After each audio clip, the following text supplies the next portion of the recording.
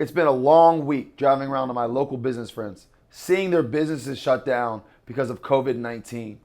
What's trickling my mind is no one is talking about COVID-19 anymore because of what's happened of George Floyd. So me and my team got together, 15 black police officers in a forum to answer questions from the community that you're never gonna hear from the media. Black lives matter! Black lives matter! Black lives matter! Black lives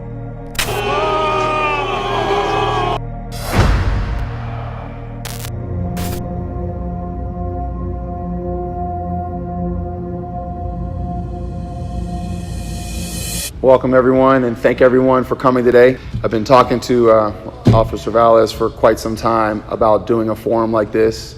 We've been doing a couple different forums together in different barbershops with different local community leaders. And one of the things we've been talking about for a long time is doing something with black police officers. And I think now, out of any other time ever in my lifetime, is absolutely the best time. The very first question that I have been getting is, as black officers, are you guys seeing the same things that we're seeing? As a police officer in general, absolutely, we're seeing the same things that you guys are seeing, and we are just as outraged, if not, I would say even more so outraged.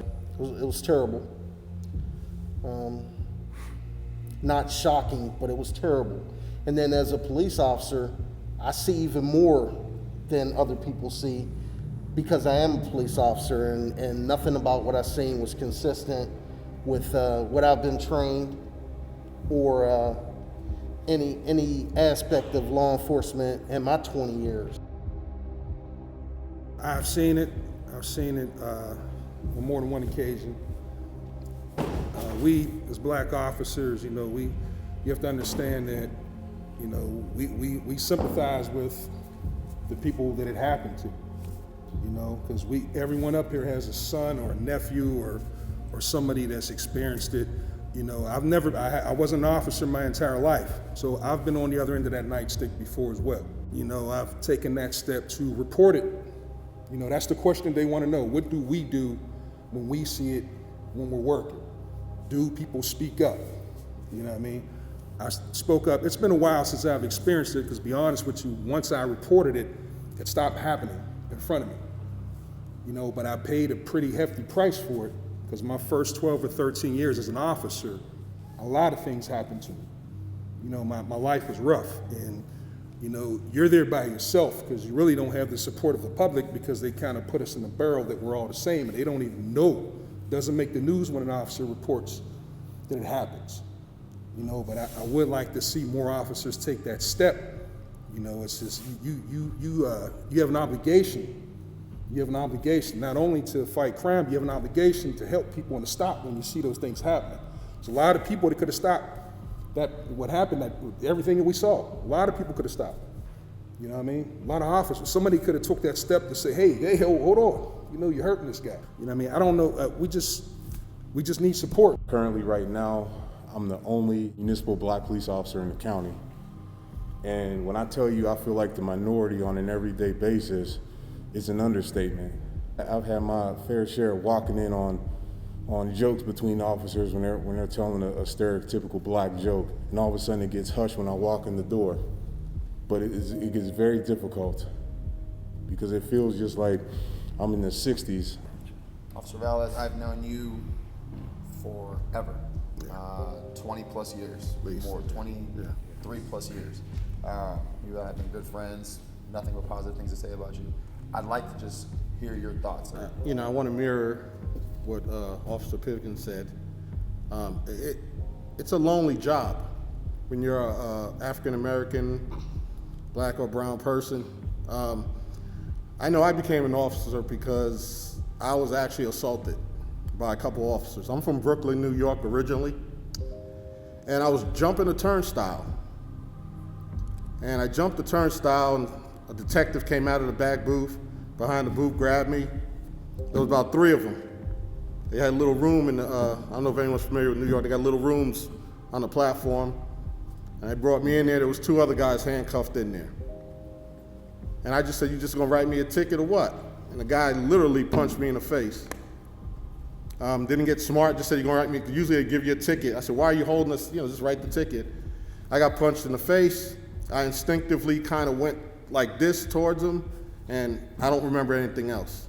And really, all of us individually has been fighting these personal fights. I know a lot of people sit there and go, well, how come the good cops don't say nothing to the bad cops?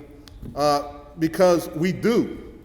It doesn't get reported, but we do. And what ends up happening is we get fired, we get moved, you can get hurt, but we do.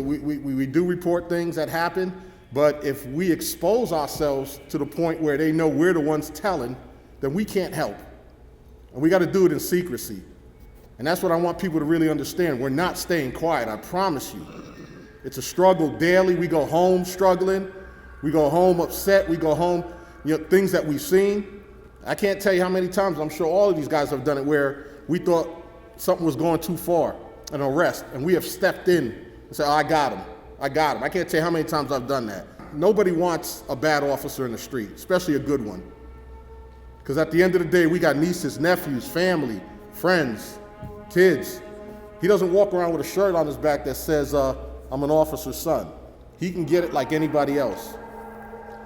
So really, I want to put that out and just let people know we talk, but we have to do it in silence. Because once the jig's up, we're up. A few months ago, the call came across the radio and said there's a black male driving real slow through Cranberry, and he has these dreadlocks, and he looks dangerous.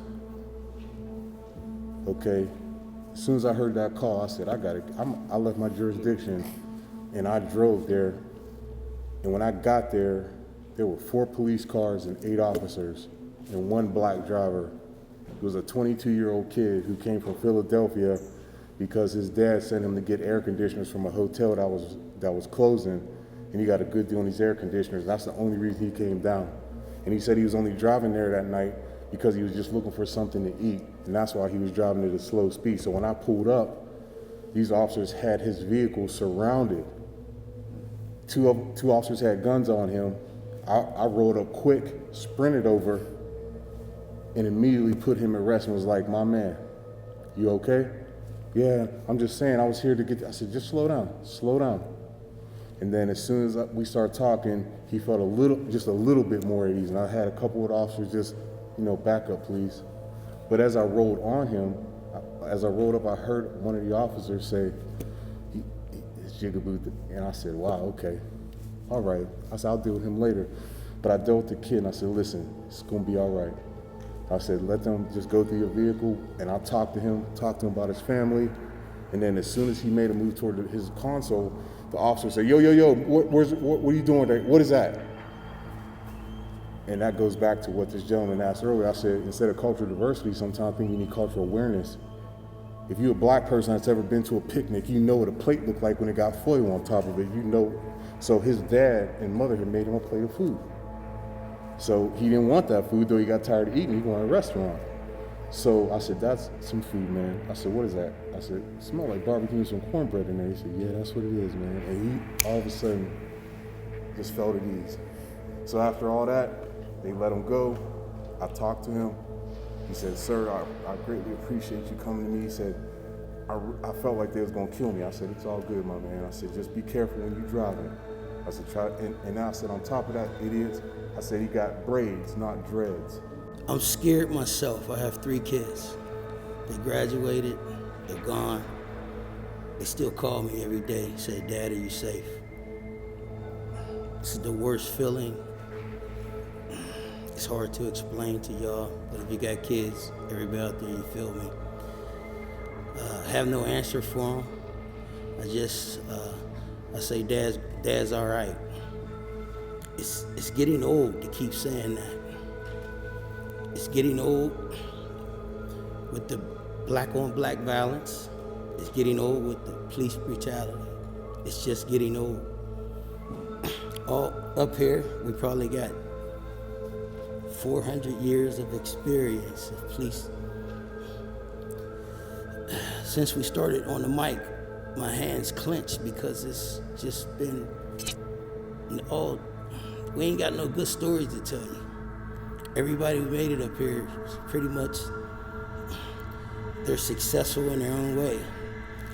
And like Mr. Leonard, it's hard to try to ask my kids, do you want to work in law enforcement? In the last 30 years, it's just been like, Dad, are you okay? Dad, are you safe? The training, I just think that we just need to follow the training that we have. Now, if we need additional training, maybe more intense cultural diversity training that's geared directly towards dealing with African American people.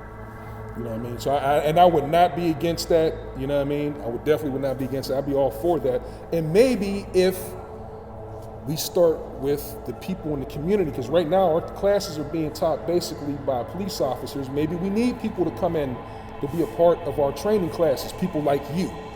So you can come in and ask these officers, and you can explain and talk about your experiences and what you go through on a day-to-day basis. If I beat somebody, I deserve whatever punishment I get. Okay? But you have some officers in some departments, I'm not saying mine, it may be, it may not be, that get a pat on the back. Some get, a written reprimand, some get a suspension. I've seen situations where guys have actually been moved on and been promoted for doing far worse than what I've seen another guy go to the penitentiary for. I have to bite my tongue on many occasions. I still got to do my job to the best of my ability, but it gets very difficult because it feels just like I'm in the 60s almost. Because again, I look around, I go to court, I arrest people, and again, I'm looking around and I'm like, wow, it's just me out here. And it's a constant fight every day, trying to feel like I'm here or above. Because sometimes I'm looking up when I go to court and I see 25 police officers, and it's just me in there, and I can't have that conversation I may want to have. I wanted to address what this officer said down here about the kids. That's why I'd asked for the microphone. 9 minutes. This man was on the ground for over 9 minutes. I'm a youth football coach. I've been coaching for over 27 years. That's 1/4 of a game. And I sat here and looked at my phone for 9 minutes. And I go out here and I'm coaching these kids because I was told at an early age the best way to affect change is to become a part of it. But how do I affect change with these kids when every time they turn around, they see someone like us being senselessly murdered? Most of us, we have relationships with everybody in the community. That's why I was kind of shocked of what can we really tell you? Because everybody up here done everything. I work with most of these people and we come to calls, and a lot of times we are the people that kind of calm the situation down because of who we know and who we are. So, Mr. Leonard, I guess we got to get out there and start recruiting because as you can see, I mean, we have some young people up here, but the numbers are not that big to replace us. So you want to thank these officers, like they deserve a round of applause.